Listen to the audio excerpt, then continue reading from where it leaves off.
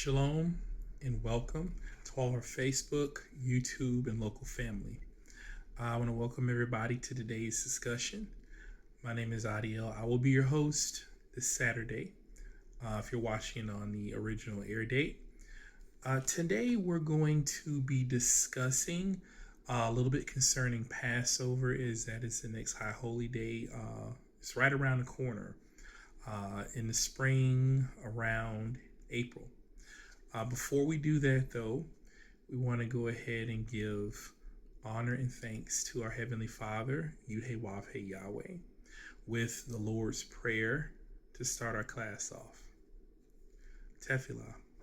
Abenu Sheba Shemayim Yikadeh Shemeaka Tabu Makuteaka Yas Arizonka Kiba Shemayim Kain Ba'aretz Elekim Kukenu Tain Lanu Hayom Uslat Lanu All Katienu Kion Shesol King Gamanaknu Lykotam Lanu Beal Tefienu Ladeni Sayom King Asenu Min Hara Kilaka Amamlaha Ve'agivara Ve'atifereth Leolame Olamin Sila.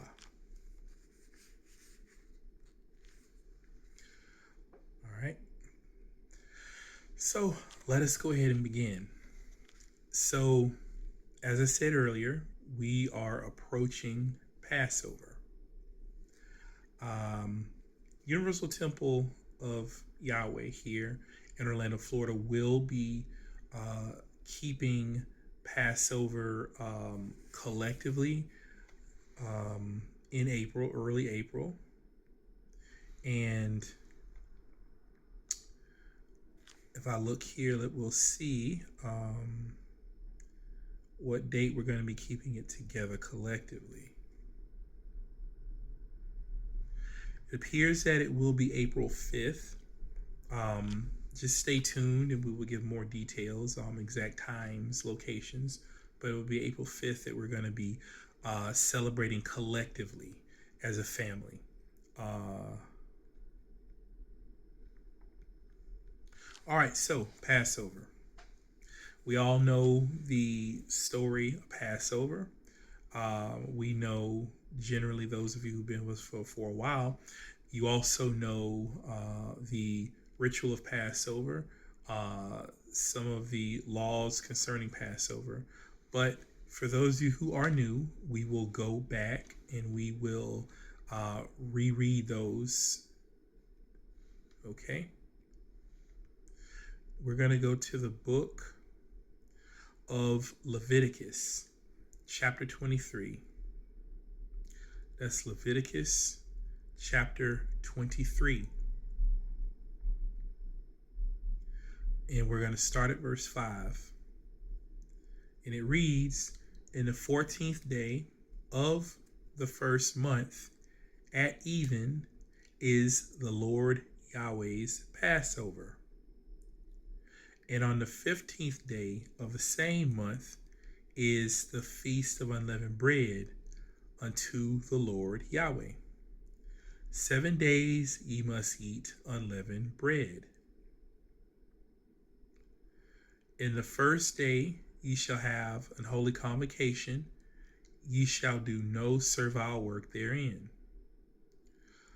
But ye shall offer an offering made by fire unto the Lord Yahweh 7 days. In the 7th day is a holy convocation. Ye shall do no servile work therein."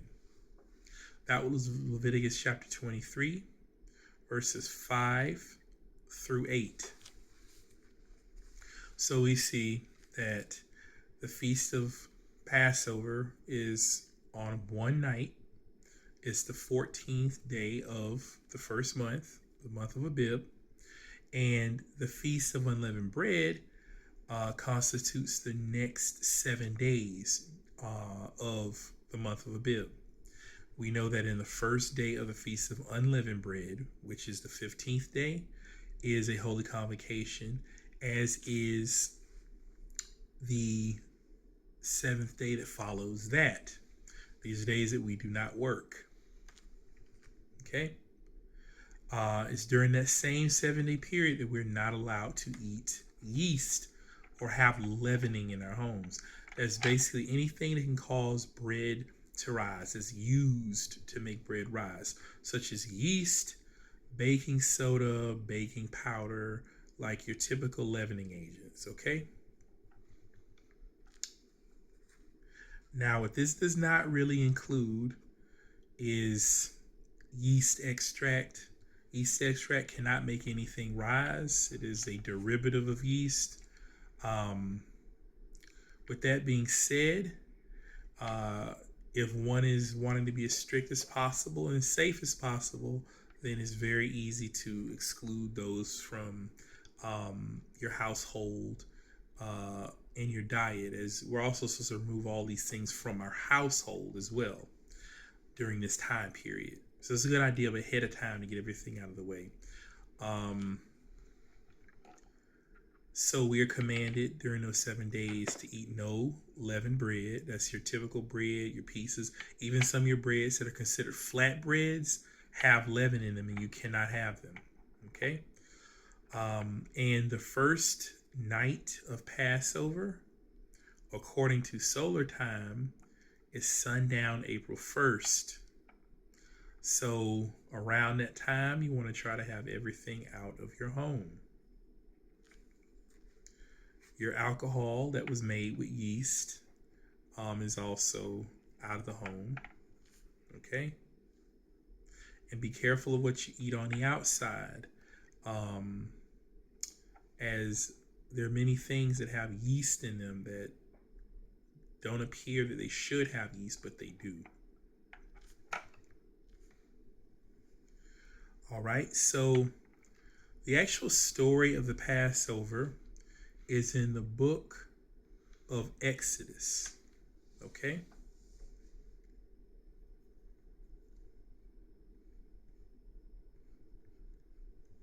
Now, I'm going to give you a synopsis of what the story of Passover entails. So the children of Israel, that's to say the children of Jacob, went to the land of Egypt during the time of a famine when their estranged brother, Joseph, was in control and in command of the operations of Egypt.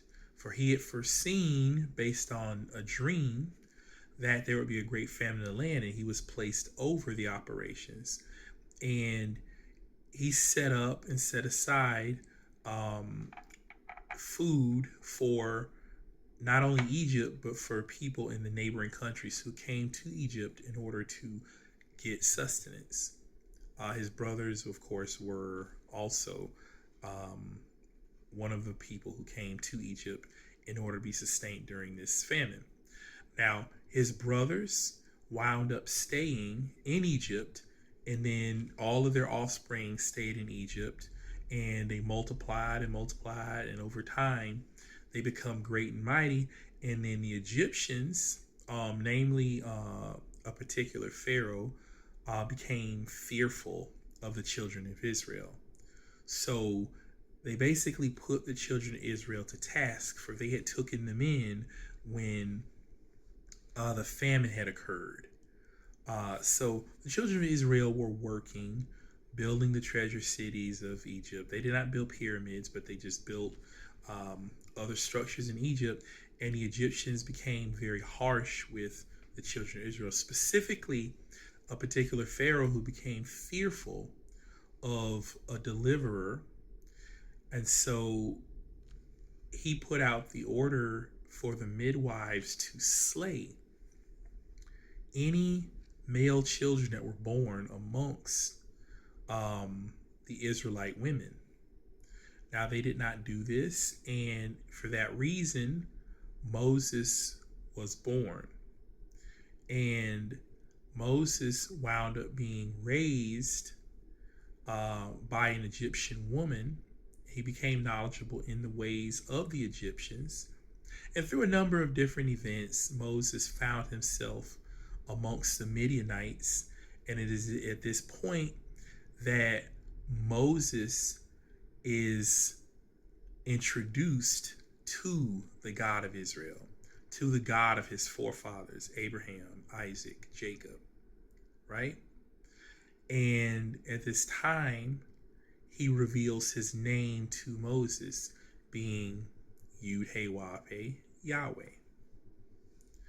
And Yud-Heh-Wah-Peh, Yahweh lets Moses know that he needs to go into Egypt to draw the children of Israel out of Egypt so that they can begin to worship and keep the statutes and keep feasts to God Yahweh. And this is how the story of Passover begins. In Egypt, Pharaoh did not want to let them go. Having a class of worker who worked day in and day out for very little is very profitable to the growth of a country. Okay? Now, some of you already know where I'm going with this.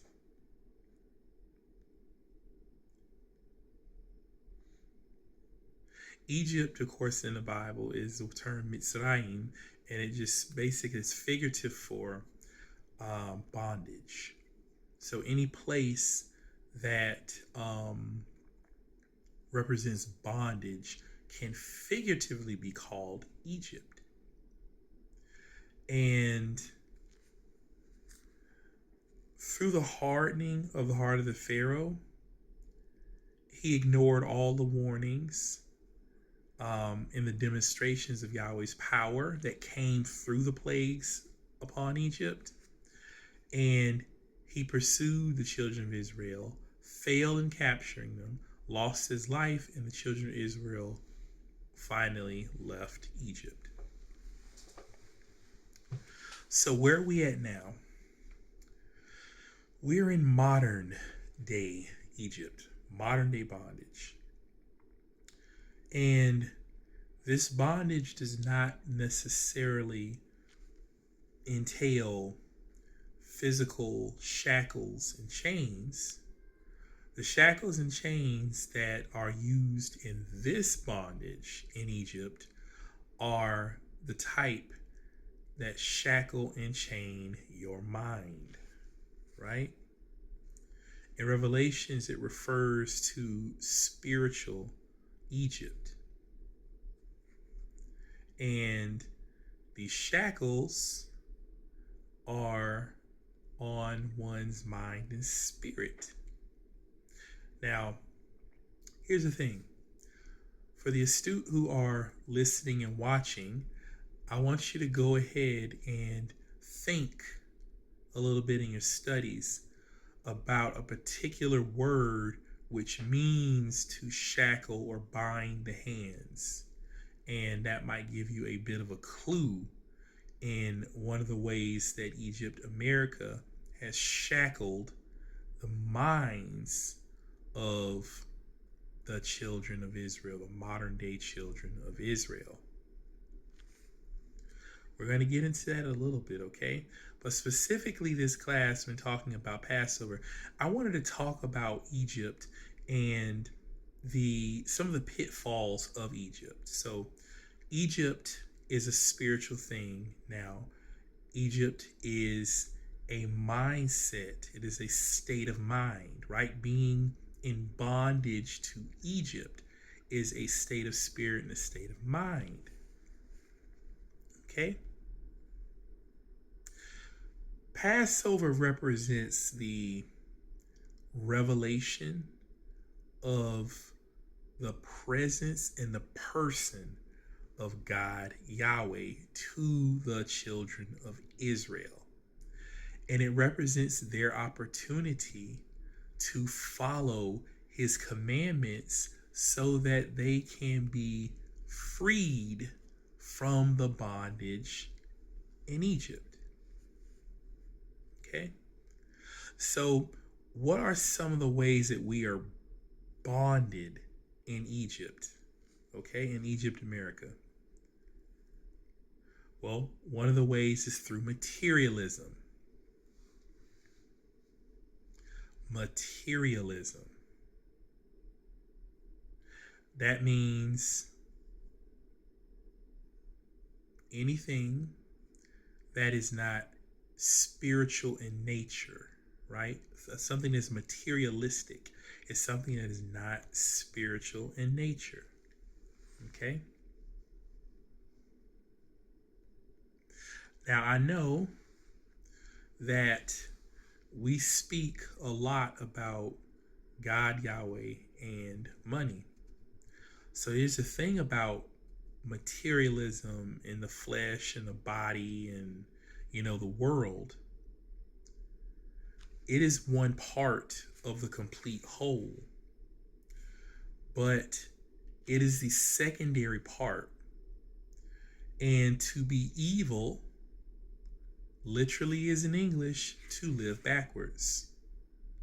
In Hebrew, the word Aleph, Wav, Yud Lamed, which could be transliterated into English as evil, literally means to be twisted or distorted, right?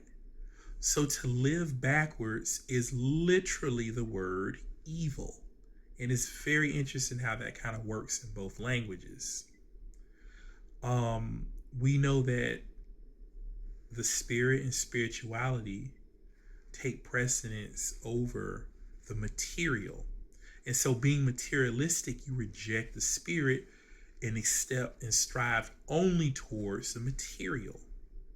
We know that atheism is like that. They do not believe in the spiritual.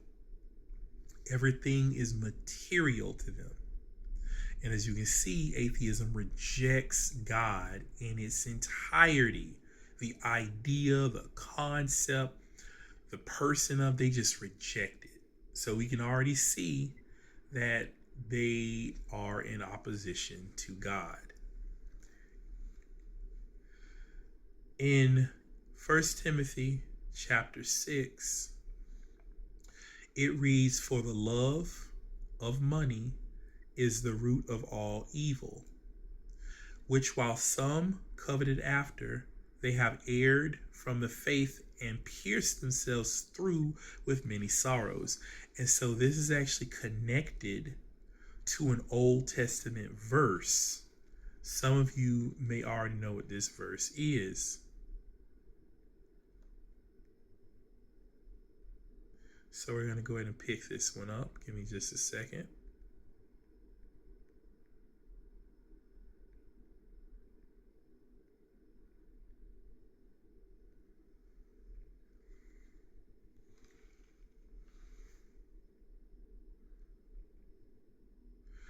Proverbs chapter 10, verse 22. We're actually going to stay in the book of Proverbs quite a bit. I mean, we know that Passover and the specifics of Passover found in like Deuteronomy, in Leviticus, but we're going to be talking about a specific aspect of Egypt spiritually. So we're actually going to be in the book of Proverbs quite a bit today in this class. All right, Proverbs chapter 10, verse 22. "The blessing of the Lord Yahweh, it maketh rich, and he addeth no sorrow with it." You remember, you see what it said there? And he added no sorrow with it. 1 Timothy 6:10 again says, "For the love of money is the root of all evil."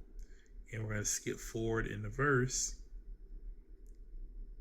And it states, "They have erred from the faith and pierced themselves through with many sorrows." These are obviously connected. What it's saying is that when the money, the wealth, the blessing comes from Yahweh, in other words, when the material emanates from the spiritual source, then sorrow does not come along with it. When you seek, when your love, your first love and desire is the money, then all manner of evil follow it, and it is the root of it. And many of you who are looking around in the world specifically in this country, can attest to this. We're going to talk a little bit about this, okay? But mainly today, we're going to hang out in Proverbs chapter 29. Now, I must tell you, the last few chapters of Proverbs are powerful. I mean, Proverbs is a powerful book that we should all strive to, read and reread and kind of just use that as a guide to help us navigate life with wisdom. But these last few chapters are very powerful. Okay. Now, Proverbs chapter 29 specifically kind of talks about the actions of the wicked and the righteous and kind of how they affect the people around them. And when you read it, it kind of hints at the behavior of the ruling class and how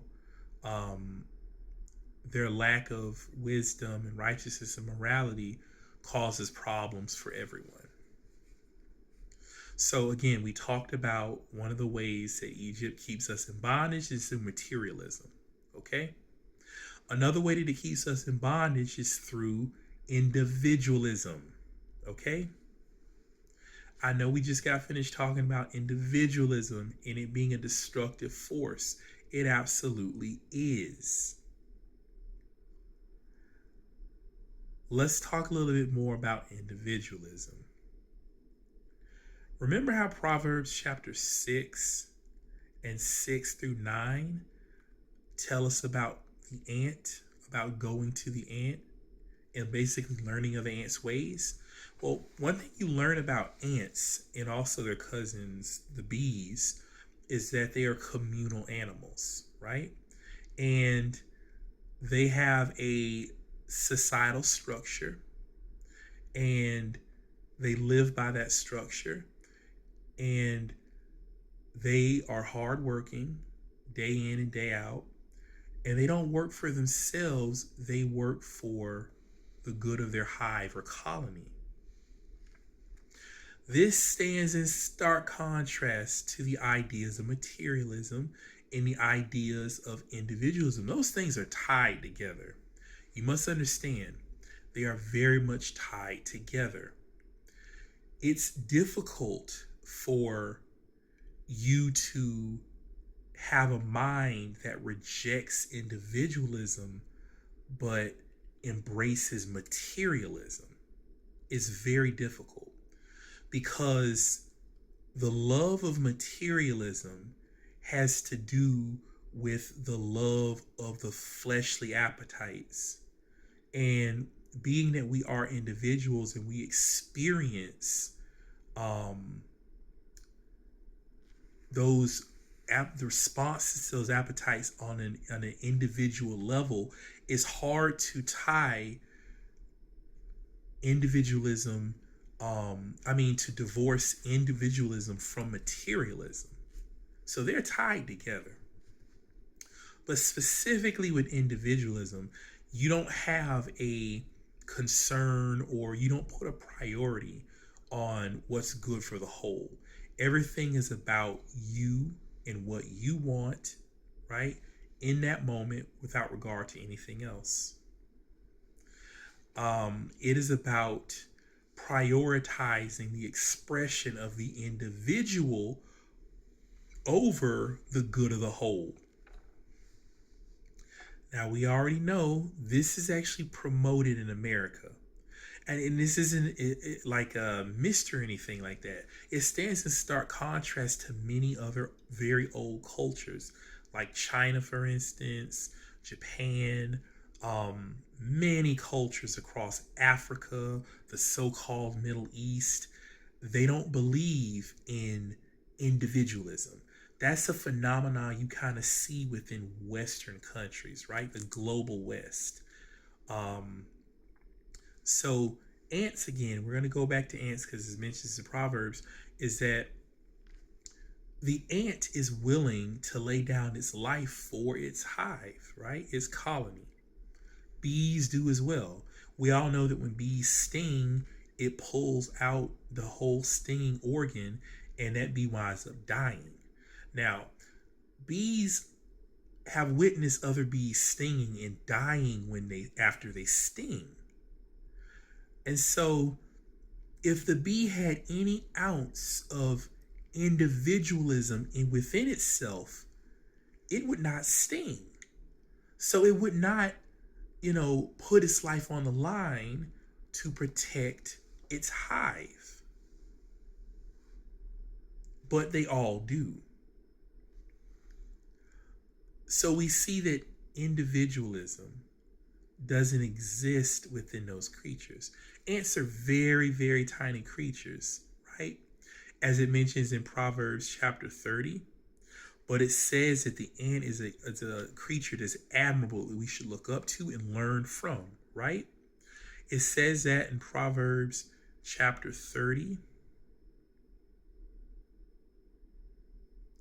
verse 25.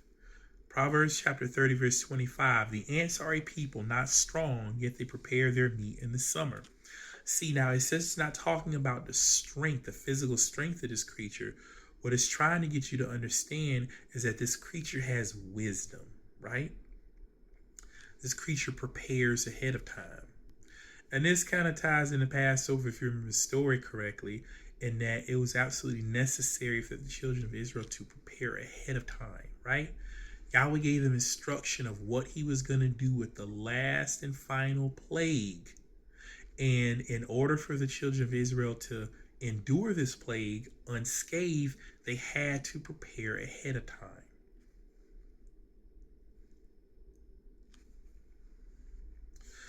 Individualism in America. Individualism is so destructive because when we look at the individual has a finite lifespan.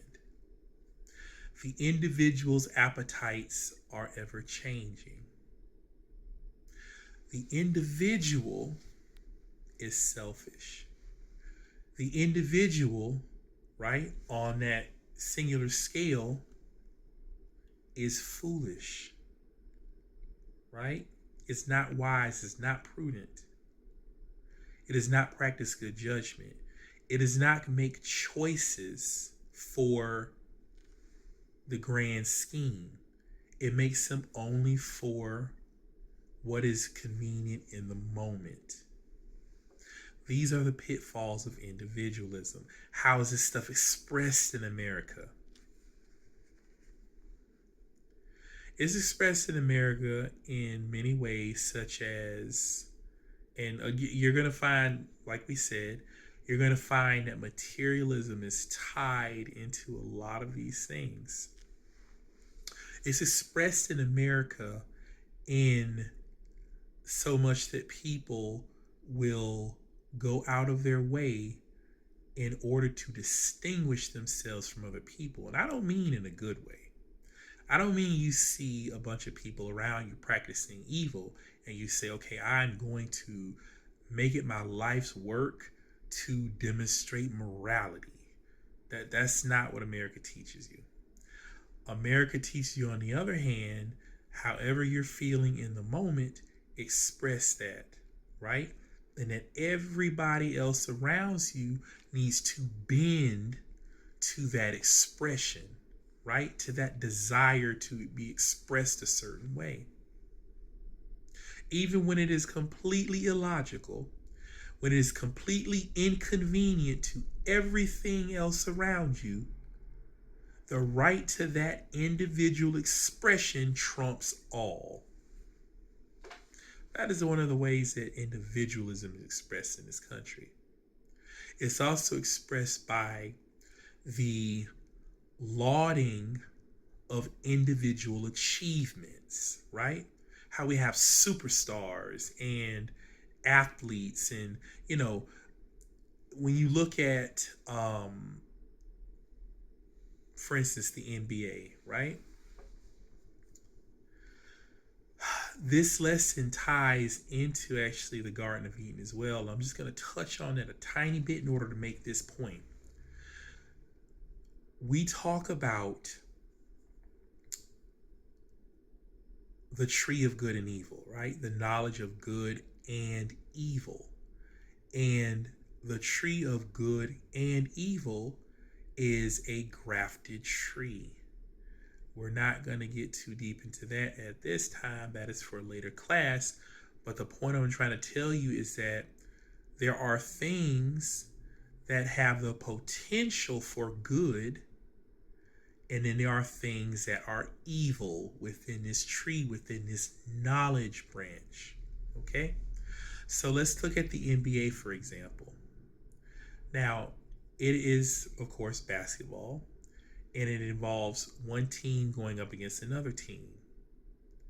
Now, there's a great lesson one could learn in this about the importance of teamwork, working together towards a unified goal. That's actually a very good thing. That is a righteous thing. But that's not what winds up happening in the NBA. That's not what's expressed in the NBA. Instead, what's expressed in the NBA is the elevation of individuals on a team, right? The hoisting up of individuals as superstars. Individuals who are paid absurd amounts of money, far more money than their other teammates. And we all know that these individuals cannot carry the entire game by themselves. But despite that, the point of this focusing on the individual is also to drive division. It's not to drive unity like a team sport is supposed to create. It actually drives division. And when we see this, we understand one of the ways in which Egypt maintains rulership, right? It pushes these things like materialism and individualism because they are methods by which the rulers of Egypt, America, spiritual Egypt, continue to rule. They can only rule through using means like this. Because when the people unite and they are of one mind, nothing can be restrained from them.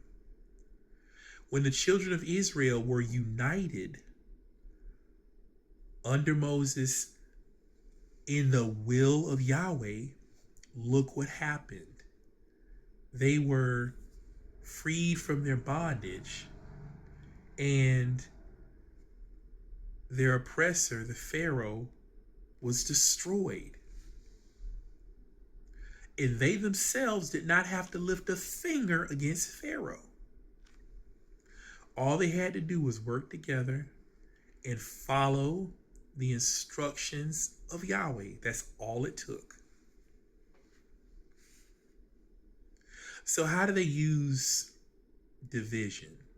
Right? How does individualism, when you think about it logically, individualism is tied to division as well, right? Because it's in the word, in, divide, all ism. It's the ism of individe, to be in division, right? That's what individualism is. So, tactics to divide and conquer. If I can tell each and every one of you that you are completely different than the next and you have completely different interests in the next, you can never join together and unite against my interests.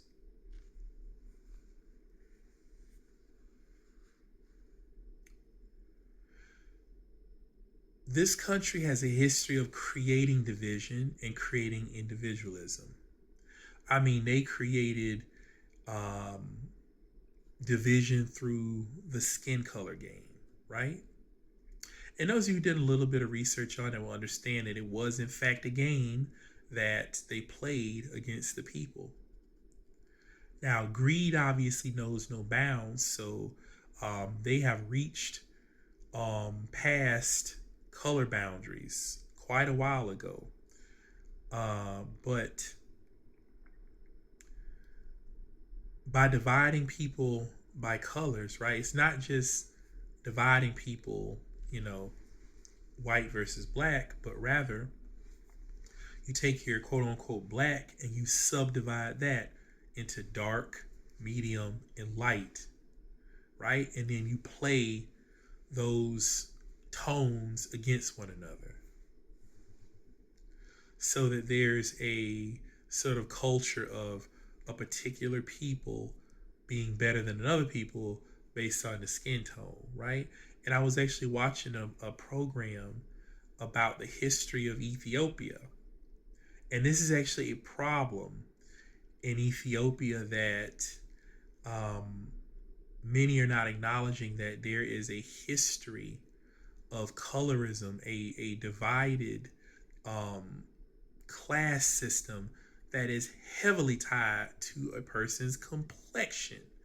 And some of the lighter skinned Ethiopians, right, of northern and central Ethiopia, do not even necessarily regard themselves as being black. Now, this, from what I hear, is changing. It makes sense. All faces will gather darkness, but we see that same thing here in America that was done. People who were high yellow versus people who were brown versus people who were very dark.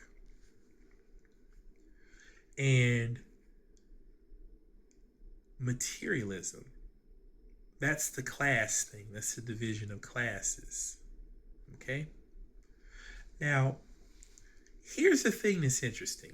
Through all of these methods that the leaders of spiritual Egypt and America, have used against the people to act as a stumbling block to their unification, to their liberation, have actually come back to harm Egypt and its descendants. And let's go ahead and read a little bit in Proverbs chapter 29, like I mentioned, and then we're going to come to understand of how the Bible foretold all of that. Okay?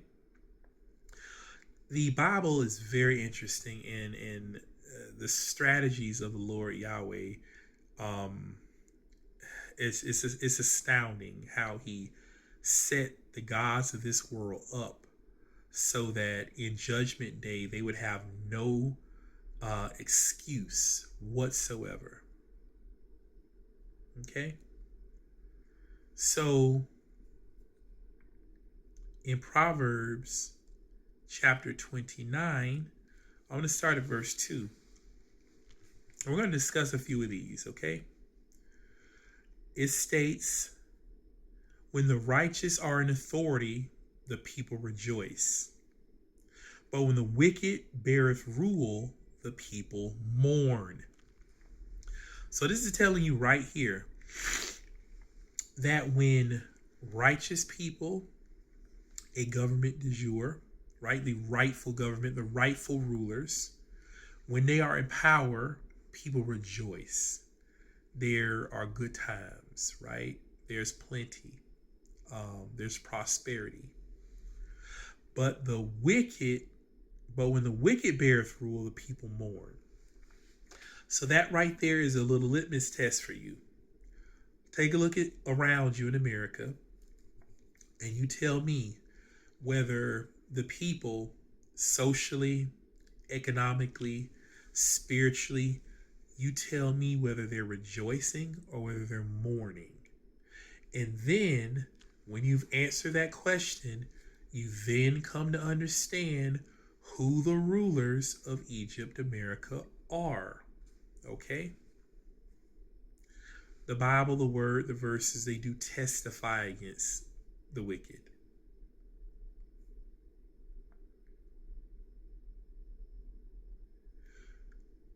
Verse 4. You're going to talk a little bit about how that is, why, some of these verses are going to talk about why the people mourn under wicked rulership. But verse 4 reads, the king by judgment establishes the land, but he that receiveth gifts overthroweth it. Okay, there's a lot to unpack in that particular verse. The king by judgment established the land. So judgment, by judgment we mean good judgment. We talk about discernment, right? When you consider the nature of an issue and then you act on it accordingly. That is judgment. When you hear a matter, you hear a case, and then you come to a conclusion. That's judgment, right? That's rendering a judgment. And to establish a land means how you establish like the foundations, the laws, the policies, right? And it states here, but he that receiveth gifts overthroweth it. What it's trying to say here is that the individual who is responsible for establishing the land, when he receiveth gifts or bribes, it causes the land to be overthrown. Now, you and me know what this is in America. It's called lobbying, right? It's called money in politics. If you ever want to get a good idea of how not to run a country, look no further than the United States government, okay? The United States government has long since put away wisdom in governance. And they're nothing but greedy dogs running the show these days. We have politicians that are overwhelmingly millionaires, that are millionaires not because of the salaries they make as politicians, but because of the deals they are making behind closed doors. The insider trading, right, with stocks in the stock market, through corruption, siphoning off of public funds. And so it shows here in the verses that are on time, well before time, that when you do this, you destroy the land. There is no hope for it. It will crumble if you engage in these practices. And much like Pharaoh, whose heart was hardened, the leaders of Egypt, America, are so blinded in their materialism, right, that they cannot see the path they're on, and it makes it impossible for them to course correct. It states that in verse 1 of Proverbs chapter 29, which reads, he that being often reproved hardeneth his neck shall suddenly be destroyed, and that without remedy. What this means is that when an individual or a nation is chastised, and rather than softening their heart, they harden their heart, they become stiff-necked and stiff in their ways, stuck in their ways, and they continue on in their evil, then sudden and irreversible destruction is what faces them. This is what this verse is saying.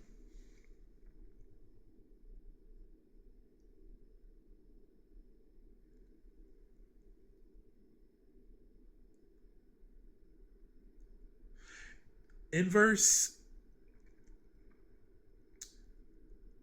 6, we're going to move on down further. Verse 6, Proverbs chapter 29, verse 6, it reads, in the transgression or sin of an evil man, there is a snare, but the righteous doth sing and rejoice. To give that some context, I'm going to hop back to 5. A man that flattereth his neighbor spreadeth a net for his feet. Now, whose feet are we talking about? The man that flattereth or the neighbor? Well, if you follow what these verses are talking about, it actually means both. It can mean either or. You see, because in verse 6, it states that in the transgression of an evil man, there is a snare. And it doesn't say who it's for. Because what happens is that in sin, right, we create a condition, right, in transgressing the laws and statutes and judgments of God Yahweh. When we transgress those paths of righteousness and morality and wisdom and godliness, we create a pitfall for the people around us and ourselves. And just like it's stated in 1 Timothy, we read about the love of money being the root of all evil. They set up for themselves, right, all sorts of sorrows. You see, the leaders of this country, the gods of this world, those who bribe, those who flatter, those who are stiff-necked, unrepentant, they have created conditions in the country,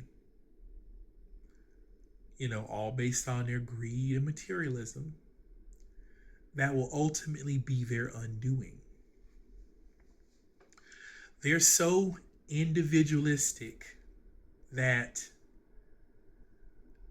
they would allow their neighbor, right, who produces steel, to go out of business, and they would give all their business to a steel plant overseas just to save a few cents per beam, right?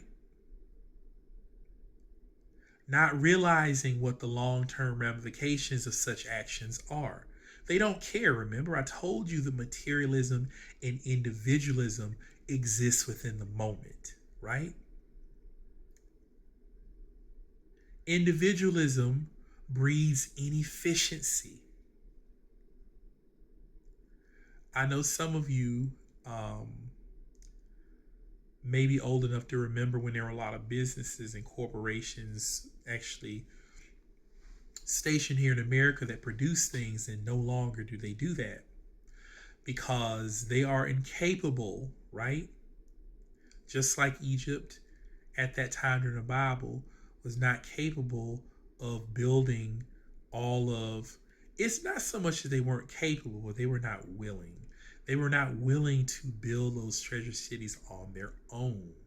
And some will say, well, there's not much of any record. Well, we do actually have record that there was, as the Bible stated, an actual famine in the land, a massive famine around the exact same time that the Bible stated that there was a famine that occurred in Egypt and the surrounding areas, and many people fled to Egypt in order to be saved. That you can absolutely find in the historical record of Egypt, but it is obvious that much like its spiritual progeny, right, Egypt, America, they take crafty counsel to blot out the history of their wrongdoings, right, of their evils, their transgressions. They tend not to, they strike this from the records. So it is not far-fetched to say the Egyptians simply struck the presence of the children of Israel and what happened during their stay there from their historical record. But anyhow, the United States of America does not produce products at reasonable prices. Other countries such as China, who do not believe in materialism, in the sense of individualism, the greed of the individual, they're able to produce products at much, much lower rates such that no American company can compete.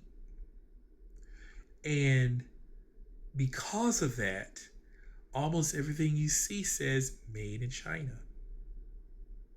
When the Chinese put their minds together, I believe They actually were able to construct a hospital in less than 3 weeks. Not in America. Never in America. Too much bureaucracy. Too much palm greasing. And too much inefficiency.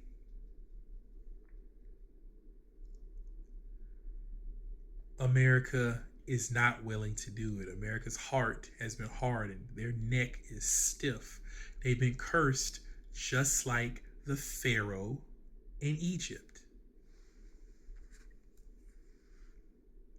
The teachings of individualism in the country have divided the people in the country against one another so that they cannot actually band together and practice outside the will of the leaders. But the flip side is the snare that's been set for the leaders is that in hard times, when the people do need to be together, they've been so divided and so fed on individualism that they cannot do that. And when a country does need to band together in order to save itself, it is not capable of doing so.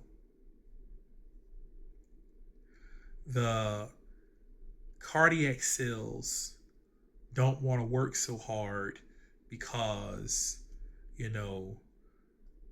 they don't like those leg cells, right? The leg muscles. And the bone cells don't like the muscle cells because they do all this strong supporting and the muscle cells just sit on top of them, right? The skin cells don't like the blood cells, so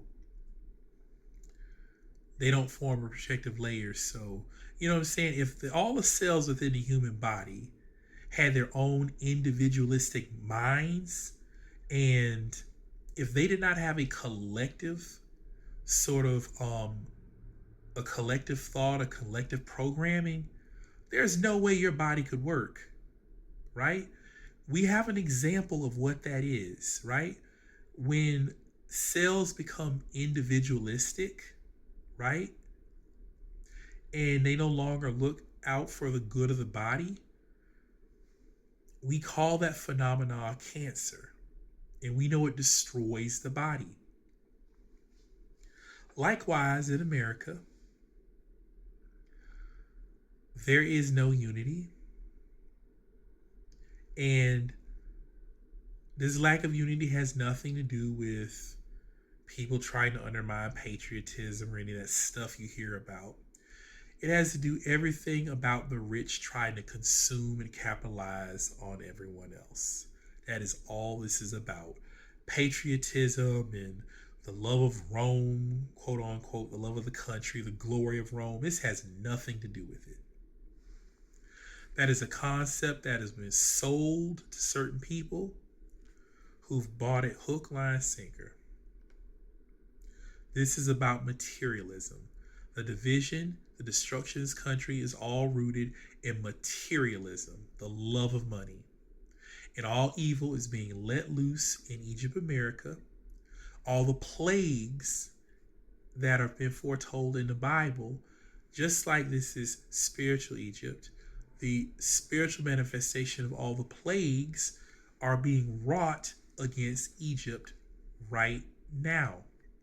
And rather than Egypt, like the Pharaoh, repenting and letting the children of Israel go so that they can serve their God, Yahweh, in the place that he chose to place his name, they're continuing to try to hold the children of Israel captive. They're telling the children of Israel, you must make these blocks, right? And we will not give you straw anymore. That sounds like inflation to me. When you work for a given amount of money, but that money doesn't stretch as far. And they still want you to meet all your obligations. The country is being destroyed. It's being dismantled. And I remember telling you that it has all been ordained. You see, the Creator Yahweh, it was no accident that the group of people who disseminated the Bible all around the world, it is no accident that they were the ones who disseminated it. They have had access to the Word of God, to the wisdom, knowledge, and understanding of God, Yahweh, for a longer consecutive period of time than any of the other nations, right, who now have access to it. And despite all these words that we just got finished reading, like in Proverbs chapter 29, that tell them the right way in which to go, that tell them the consequences of their transgression, again, all this stuff goes back to the garden. Just like Cain, who was warned ahead of time about doing good versus doing evil, the consequences of both, Cain still chose evil and he chose to slay his brother. America, Egypt America, while having access to this book, to the wisdom, to the knowledge, to the understanding, to all of the laws concerning morality, concerning the love of God, Yahweh, and the love of your neighbor, the proper expression of it, they have rejected it. And now they are falling victim to every curse in that book that was ordained to them before they ever picked it up. And that is their curse for setting their mind and their hand against the anointed of the Creator Yahweh. And it is a curse that they will not be able to shake loose. So that being said, family, I'm going to wrap this up with a few things. I want to reiterate to all listening family that Passover is coming up very soon. It begins as per solar time, right? On the 14th day of the month of Abib, which is sundown April 1st. We will be collectively meeting, and this might be subject to change, but all plans point towards us meeting collectively in Orlando on April 5th. That's a Saturday. Stay tuned, of course, for times and locations. That is Passover and the Feast of Unleavened Bread. We will be airing live multiple times during that high holy day for those of you who may wind up missing a particular day. But I do want to say that it's incumbent that you shouldn't, because there are 3 times in a year where Yahweh commands us to come together before him in the place where he chooses to place his name in order to keep these great feasts before him. That is one of the foundations of the law. And we should strive to keep these as best as possible.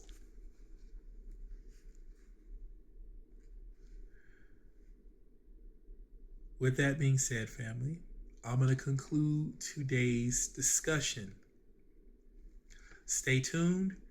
We will be back with more powerful knowledge concerning the laws, statutes, and judgments of God Yahweh, and how they relate to your life, the world around you, and your spirit and your salvation. Thank you, family. I've enjoyed you. Shalom and Aniyahab.